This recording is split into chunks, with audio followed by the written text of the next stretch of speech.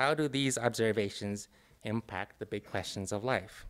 So for example, given my viewpoints on these, which are of course formed by my experiences in physics and in religion, what do they mean? What are the implications? What are the purpose of life that emerges from a viewpoint like this? What is the meaning of life?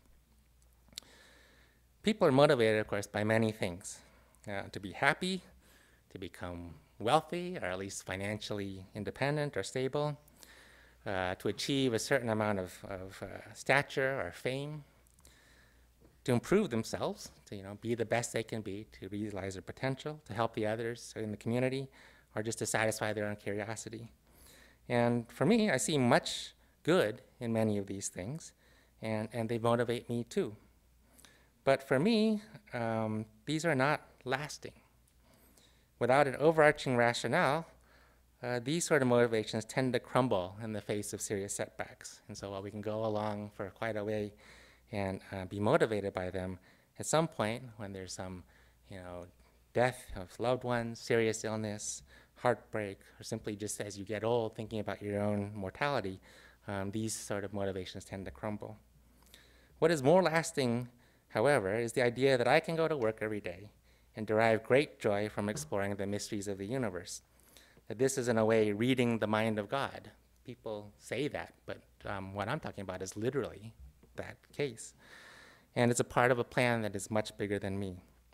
This is, I think, what Maxwell was getting at in the quote that I read to you a little earlier on. And of course, there are many other scientists who take this same approach. Some, like me, come from Christian backgrounds. But some others, for example, Francis Collins, director of the NIH, became Christians after they were already scientists because Christianity helped them make sense of the rest of their life experiences. And so there's a variety of ways that people come to this, but I think for all of us, lasting meaning, great consonance, and joy can be found in a life of science, knowing that modern science is consistent with the belief in a God who created the universe and created us to explore it.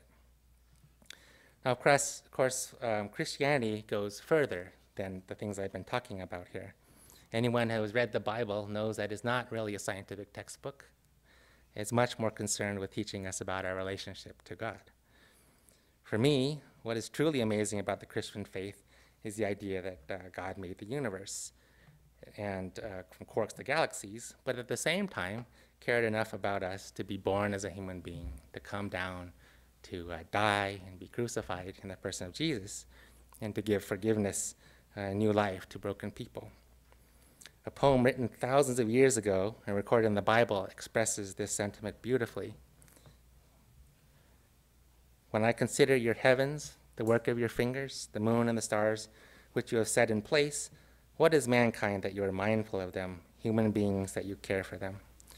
And actually for me, this is perhaps the most amazing thing and one of the deepest mysteries of all.